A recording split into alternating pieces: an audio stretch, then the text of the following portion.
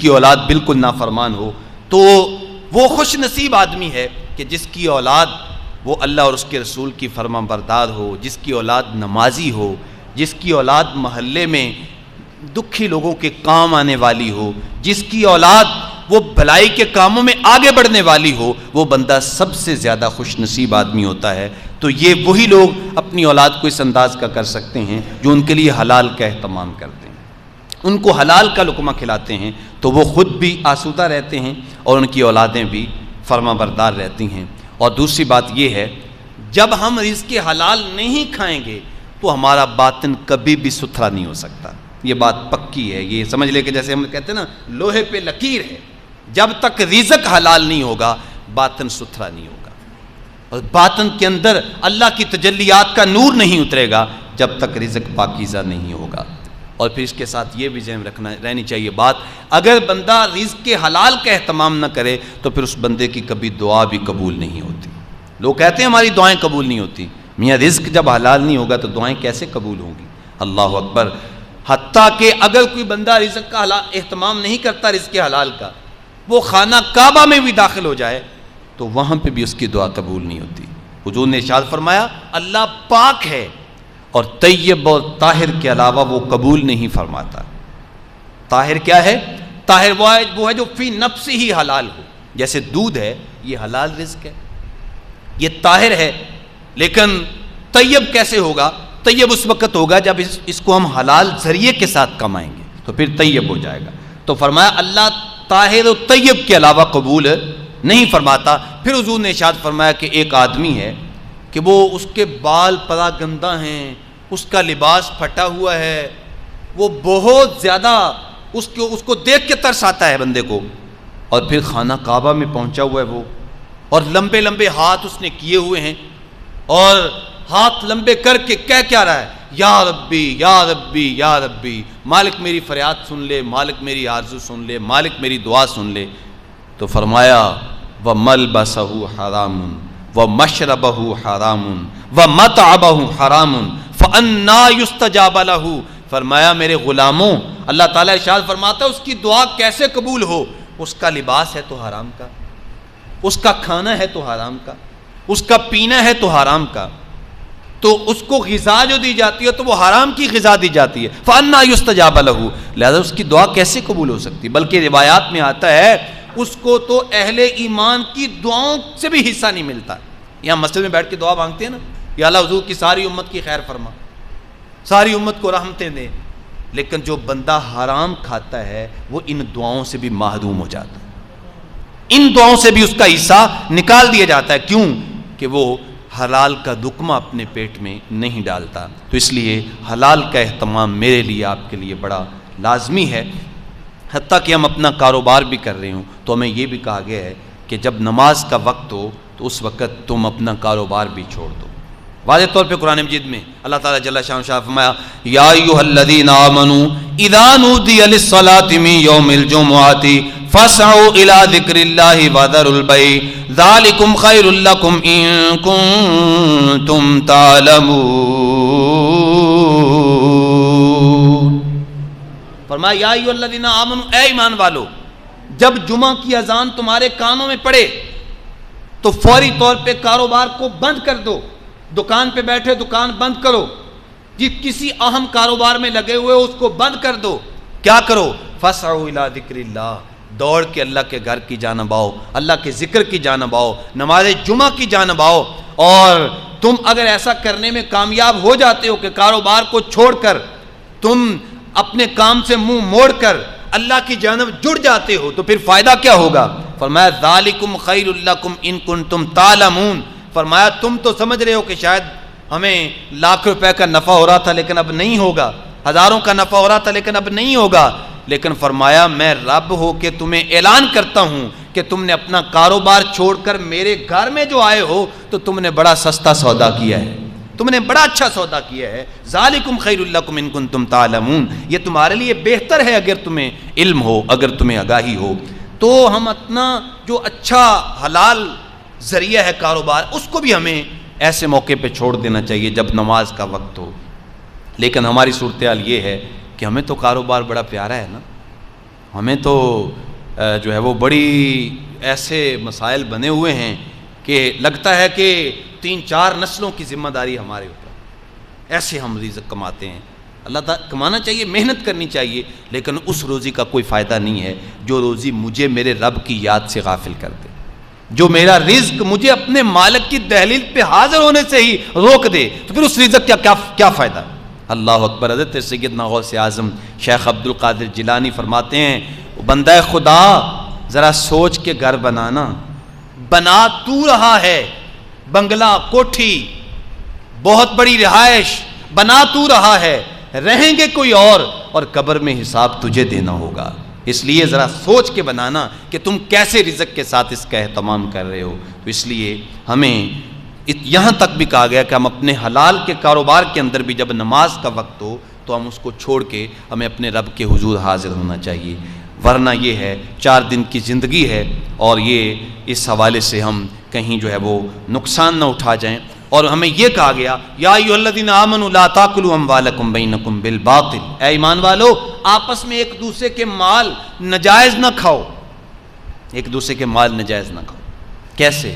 مثلا رشوت کے ذریعے، رشوت لینا حرام ہے، لیکن ہم کہتے ہیں جی کہ بس ہمارا چولہا چلنا چاہیے، ہمارے اخراجات پورے ہونے چاہیے، عید آ رہی ہے، ظاہر اخراجات ہیں، اب ان کو کیسے بنانا ہے، قربانی بھی کرنی ہے، نہیں تو لوگ کہیں گے جی میاں صاحب نے تو قربانی نہیں کی، اتنا بڑا ویڑا کیسے لیں گے، اس کو کمانا تو پڑے گا۔ تو یہ مختلف انداز کے ساتھ ہم جو ہے وہ غلط بیانیاں کر کے پھر ہم مال اکٹھا کرتے ہیں، اور پھر اپنی بھی بربادی ہوتی ہے اور اپنی اولاد کی بھی بربادی ہوتی ہے۔ تو رشوت کا مال حرام ہے، اپنے عہدے سے نجائز فائدہ اٹھاتے ہوئے، مثلا ایک آدمی منصب پہ فائز ہے، اس کی وجہ سے اگر لوگ اس کی کوئی بھی گورنمنٹ کی نوکری ہے، ملازمت ہے، تو اگر اس وجہ سے لوگ اس کو تحفے تحائف دیتے ہیں تو یہ بھی ناجائز ہے۔ آقا کریم اسلام نے ایک آدمی کو زکوٰۃ وصول کرنے کے لیے بھیجا، جب وہ واپس آیا تو اس نے کہا یا رسول اللہ یہ تو زکوٰۃ کا پیسہ ہے اور یہ لوگوں نے مجھے تحائف دیے ہیں، تو حضور نے فرمایا آج سے تو اس عہدے سے معزول ہے، اور اب ذرا دوبارہ ان کے پاس جانا، وہ تجھے تحفے دیتے ہیں کہ نہیں دیتے؟ تو پھر کس نے پوچھنا تھا؟ اس اپنے منصب سے لوگ نجائز فائدہ اٹھاتے ہیں، تو یہ حرام ہے اس طریقہ سے۔ اسی طریقہ سے ہم اپنے بھائیوں کا مال کھانے میں کوئی مشکل نہیں محسوس کرتے، ہم کہتے ہیں جی کوئی مسئلہ نہیں، گھر ہے، اکٹھا ہے، بھائیوں کا اس میں حصہ ہے، لیکن میں اکیلا بیٹھ گیا ہوں تو اب میں اس کو ہڑپ کر جاتا ہوں، باقیوں کا حصہ نہیں دیتا، بہنوں کو حصہ نہیں دیتا، کھا جاتا ہوں اور میں اپنا اسے مال غنیمت سمجھتا ہوں۔ لیکن میرے بھائی آنکھ بند ہونے والی ہے، اور پائی پائی کا حساب دینا ہوگا، ایک ایک روپے کا ہم نے حساب دینا ہے۔ آقا کریم صلی اللہ علیہ وسلم ارشاد فرماتے ہیں اللہ تعالیٰ اس وقت تک بندے کو آگے نہیں بڑھنے دے گا جب تک کہ اس سے یہ نہیں پوچھ لے گا کہ تو نے مال کہاں سے کمایا ہے، یہ تیرا سرمایہ کہاں سے آیا ہے۔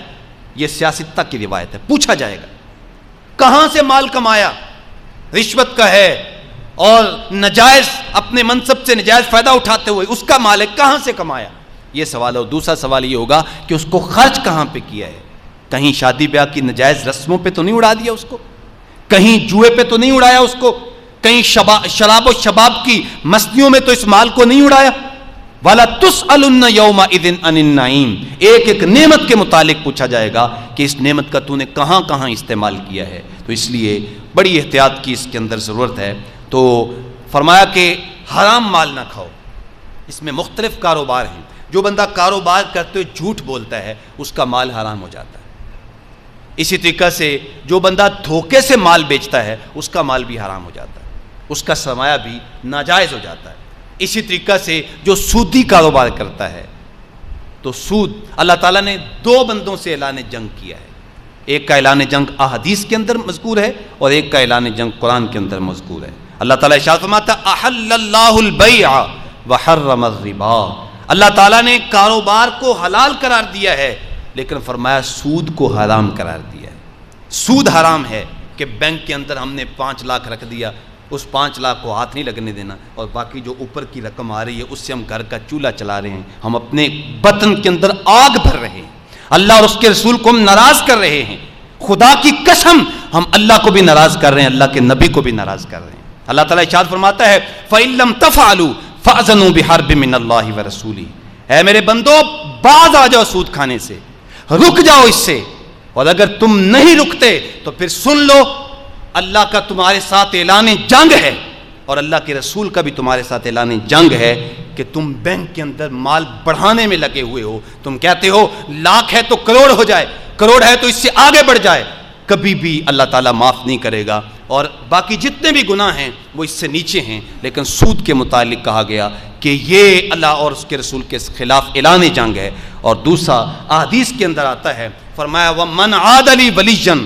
فَقَدْ آذَنْتُهُ بِالْحَرْبِ، جس بندے نے میرے ولی کے خلاف کوئی عداوت کی تو میں اللہ کا اس کے خلاف اعلان جنگ ہے، اور میں کبھی بھی اس کو معاف نہیں کروں گا۔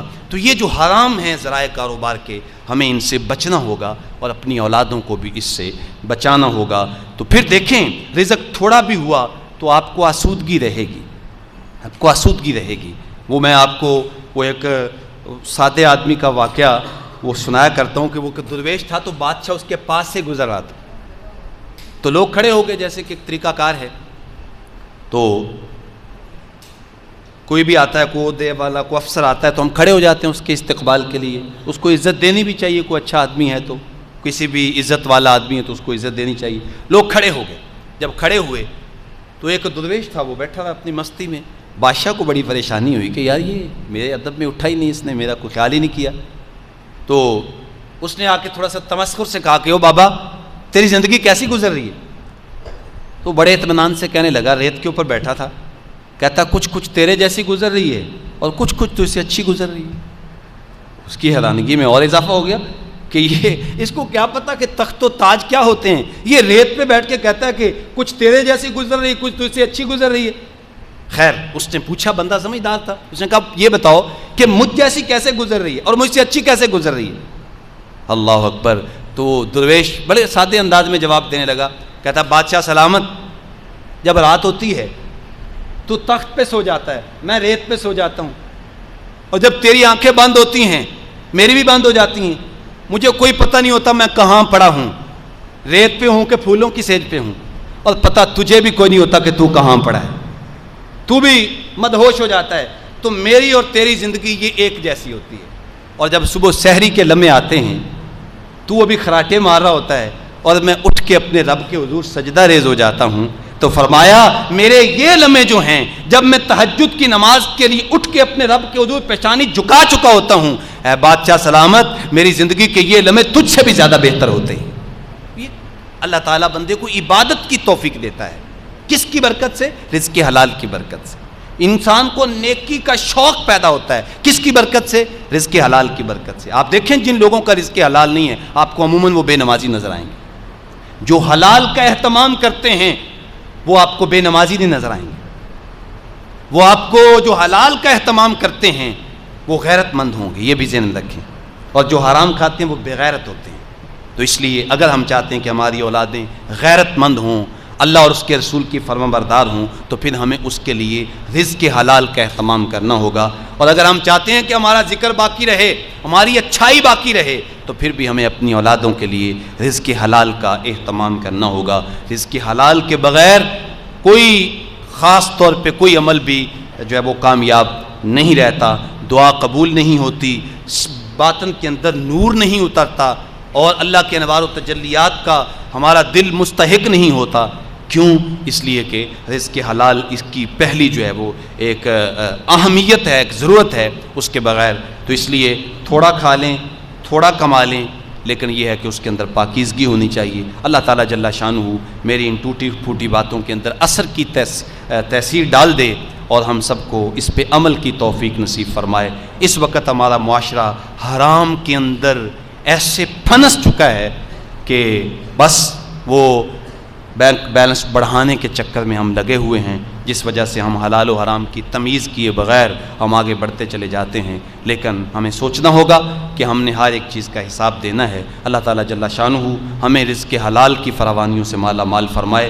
ایک نسخہ میں ابھی 1 منٹ رہتا ہے، لوگ شکایت کرتے ہیں جی بڑے کام کرتے ہیں، تنگ دستی ہے، گھر کے اندر پریشانی ہے، جاتی نہیں، غربت نہیں جاتی، تو ایک سادہ نسخہ جو حضور نے اپنے صحابہ کو دیا وہ یہ ہے کہ جس گھر کے اندر رات مغرب کی نماز کے بعد یا عشاء کی نماز کے بعد سورۃ الواقعہ کی تلاوت ہوتی ہے، اس گھر کے اندر کبھی بھی غربت نہیں آتی۔ فقر و فاقہ ہو تو ڈیرے اٹھ جاتے ہیں اور بندہ جو ہے وہ خوشحال ہو جاتا ہے۔